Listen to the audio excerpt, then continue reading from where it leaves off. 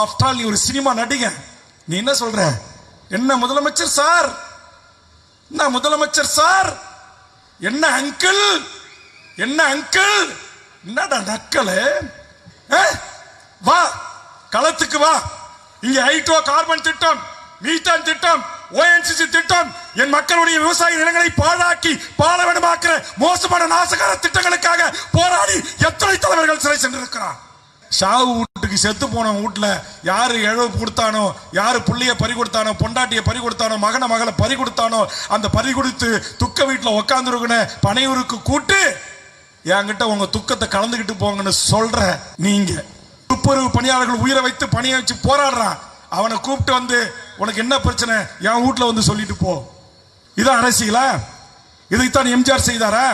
இதைத்தான் ஜெயலலிதா அம்மையார் செய்தாங்களா? இதைத்தான் மறைந்த தலைவர் கலைஞர் செய்தாரா?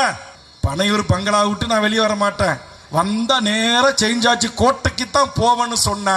அப்படி எடுத்த உடனேயே உனக்கு வாக்களித்து அனுப்புகிற மடையர் கூட்டம் அல்ல என் தமிழ் சமூகத்தின் கூட்டம்.